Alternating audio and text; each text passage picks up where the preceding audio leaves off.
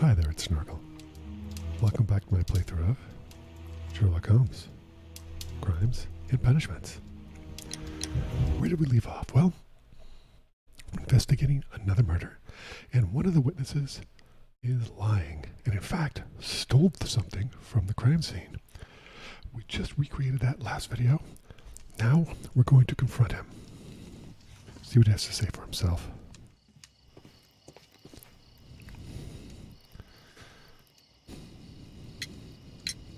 Mr. Turner, how would it be possible for a man of advanced years, such as yourself, to rush from his bed to the window in a matter of seconds, as you have stated? Ooh, that's a good point. I'm able to move very quickly, despite my age. And when the situation requires it, Mr. Holmes. Yeah, no, you're not. I hardly doubt that, Mr. Turner. I observe that you suffer a severe limp due to your injured right leg. It would have taken at least 10 seconds for you to approach the window. Ooh. That means you could have easily missed something or someone in Half Moon Street during that time. Indeed it does. You're right, Mr. Holmes. I could have missed something. But it did seem to me that everything happened so quickly. Oh, time can pull tricks on you. Tell the truth, And buddy. what of everything else that you told us? Mr. Turner, it is vital that we have your complete and true statement. Mr. Holmes, I do assure you that the other things I said were most sincere. Boosh. Mr. Turner, you were not sincere with me. Not then, and not now. But Mr. Holmes... This, Mr. Turner, does not look like anything that a poor man might possess. Oh, It is worth indeed. more than the home that you live in. Indeed. I can explain. No, merely correct me if I am wrong. You saw Leighton Chapman through the window, but you also noticed a glittering object on the ground, this precious jewel. You walked down and took the bracelet from the body of Kenneth Butler, and when you heard the whistles, you hurried away. That broke your walking stick. It caught fast between the cobbles. Indeed. Constable Marrow was unable to see you in the window as you were climbing up the stairs on your way back to your flat. Oh, indeed. Upon returning home, you hid the precious jewel inside a book. Mr. Holmes, please don't send me to prison. I didn't do anything bad. I'm just a poor man. When I chanced upon the bracelet, I saw it as an opportunity to make a little money. I was desperate. I only took the bracelet, that's all, I swear. You made a mistake by lying to me. But you are not a criminal. I believe that. Although I must return this bracelet to its right... Well, I mean, that's fair enough. Okay. Let's see. Solve the crime. Interrogate Leighton. Okay, that's probably next thing we do. Investigate the bracelet. Okay. So we've done this. And we have this. An antique bracelet that was found in Mr. Turner's flat. It is decorated with distinctive ram's heads.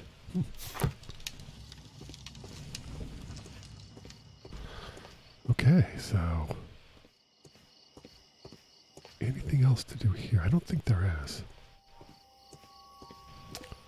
There's nothing else in our case book, so alright, Watson. We are going to go to Scotland Yard and interrogate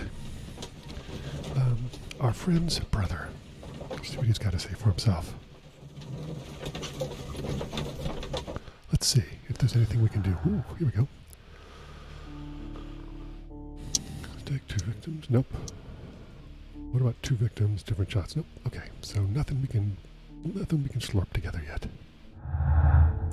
That's fine. Okay. We know the drill. We've done this several times before. Ooh, this is different. I'm interested in the case of young Leighton Chapman. He was arrested earlier this They're evening. mixing it up and here. Accused of a double murder. Normally we walk through. Beg your pardon? That case is quite clear to the police. Or are there any new facts that we don't know about? Who knows, Inspector? Look, you are free to investigate, of course, Mr. Holmes. Chapman was arrested with a revolver in his possession. which you can find in the evidence room. Ooh, The I will. suspect himself is in custody. Did you Indeed. find anything else on his person? A few personal belongings. Aha, Nothing particular, Mr. Holmes. interesting. Thank you, Lestrade. Okay. Huh.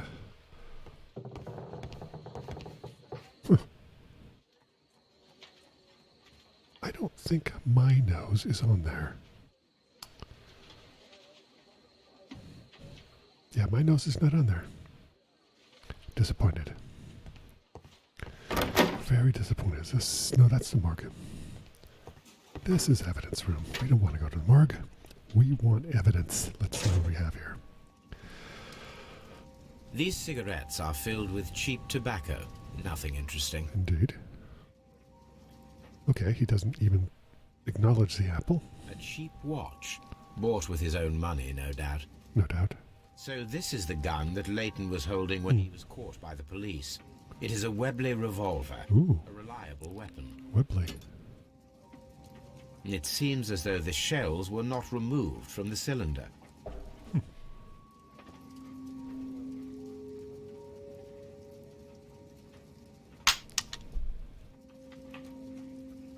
Okay, 2 shots have been fired, it looks like. Out of the 6 shells have been fired. There were 2 Very interesting. I am going on the assumption. Let's see. Yeah. Ooh, the first one. Turner could hear the contrast between the 2 fired shots, as in fact 3 shots were made. A first shot was fired, and then 2 guns fired simultaneously, directly afterwards. Turner could hear the contrast between 2 fired shots as they were made from different points in Half Moon Street. I don't know which one this is, and I don't care. Reenact. Oh, that's fun. Okay, let's see. Common statement, lootless? No. Okay. What about Luton's revolver and 2 victims? Okay. I really like this mechanic. It's really nice. Kenneth Butler and Brian Verconi were the victims of a double murder carried out by one person. That's interesting. That's very interesting. No, can't do that. Nope, can't do that. Nope, just gotta. Okay, there we go. Ooh, here we go, down here. The witness testimonies and the crime weapon clearly point to one possible culprit. Leighton Chapman. That does seem to be compelling evidence. Common statement, yeah, I can't do anything with that. Can't do anything with that. Can't do anything with that. Okay. Back to reality and out of our mind. Let's see here. All right, let's go talk to what's-his-face. Oops, open the door. Holmes? Please escort this suspect for interrogation. Good evening, Mr. Chapman. Who are you? I've got nothing to say. It's all a mistake. Calm down, Leighton. I have come here to help you. To find out if you truly are innocent, as your younger brother Wiggins has told me. My brother? You know him? Then that means you're... Sherlock Holmes. Oh, blimey. All right, Mr. Holmes. I'll tell you everything. Ooh, but first, I'm going to stare at you uncomfortably for a long time. I'm not moving, not making a twitch, nothing. Grew up on the streets, okay.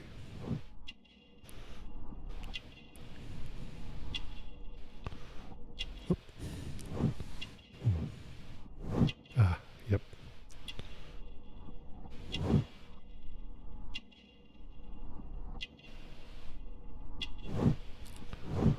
Ooh. Oh, good for him.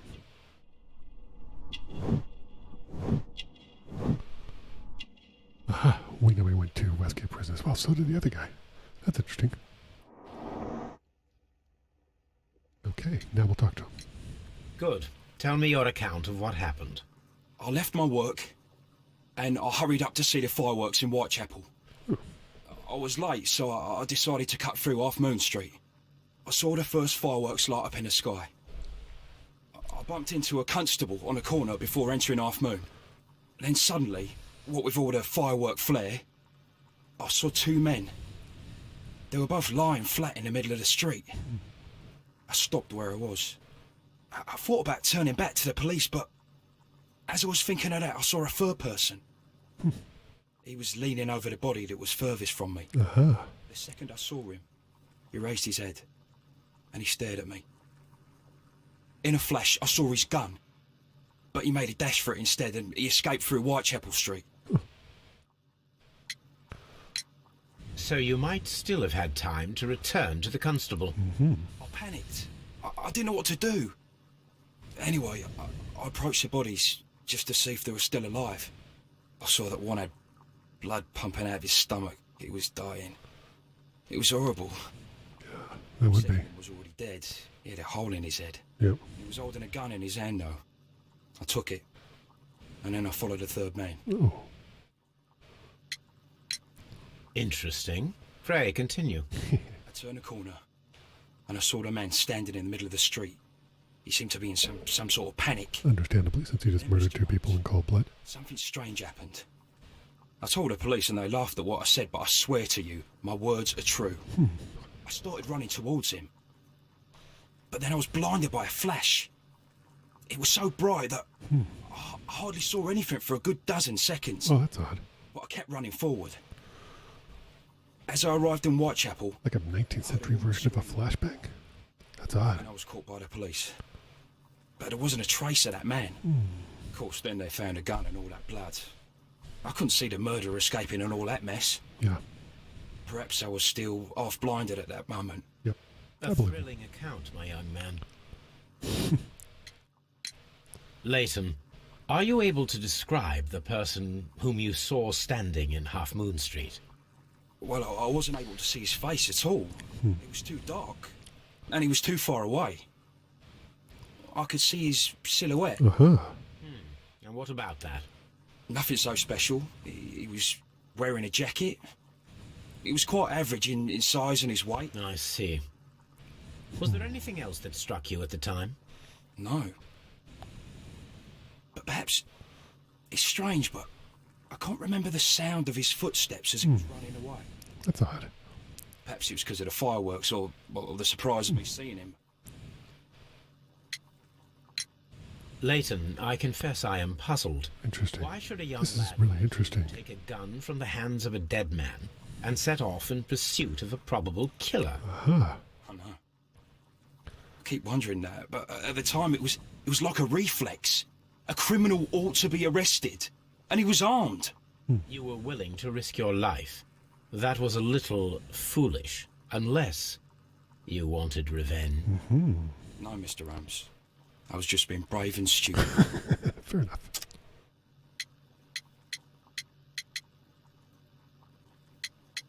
Well, we know that he's a Westgate prisoner. The other stuff doesn't quite make sense in this, so let's do this. Boosh. I'm sure that you were, but I believe that you may have recognized one of the victims, Brian Vercotti. You knew that gentleman well, did you not? However could you know that? You have a typical tattoo of the Westgate Brotherhood upon your hand. I observed exactly the same mark upon Mr. Vercotti. You came to know him from your sharing a past prison sentence. Am I correct, Mr. Chapman? Interesting. God. You're right, Mr. Holmes. All right. Spill the Would you beans, tell me buddy. a little about Brian Vercotti? We were convicted for a robbery. Once in prison, both of us joined one of these fraternities. During that year, we tried to help each other out, you know? And you were quite young then, I believe. Prison fraternity. Huh. We'd only stolen a pound of meat. After we were released and when I saw what my little brother had become, I decided to work towards living an honest life. Oh, good for you. And Vercotti? He had a hard time. Yeah. His sister had died in a Whitechapel dispensary while he was in prison. Oh, jeez. He had no family anymore. Our paths split. He fell back into crime. Yep. So you lost him. Yes. And for around 2 years, I heard no news of him at all. We shall see you soon, young man. My goodness. Let's see what we have here. Let's connect some stuff. Lightened statement in the old... Nope. Okay. Okay. Imaginary man. The person whom Lighten Chapman describes in his statement is a figment of his own imagination, created to vindicate himself. I'm not sure I believe that. Lightened statement. Nope. Lootless. Nope. 2 victims. Nope. Okay, well.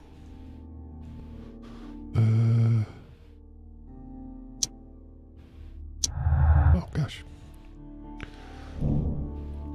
The violent crime committed in Half Moon Street by Lighten Chapman could have a personal motive. I mean, it could. It seems unlikely. We'll see. Yeah, we can't. Okay, we can't do anything with that, so we're going to need to get some more info. Okay. Good. So what does our task? Solve the crime at Half Moon. Investigate the ancient bracelet. Find out how it could have appeared at Half Moon. There was possible crossfire. So what are we going to do? What do we do next? Well, we'll head back to Baker Street for the moment. And we'll find out what we're going to do next time. Thanks for watching this playthrough of Sherlock Holmes, Crimes and Punishments. See you next time.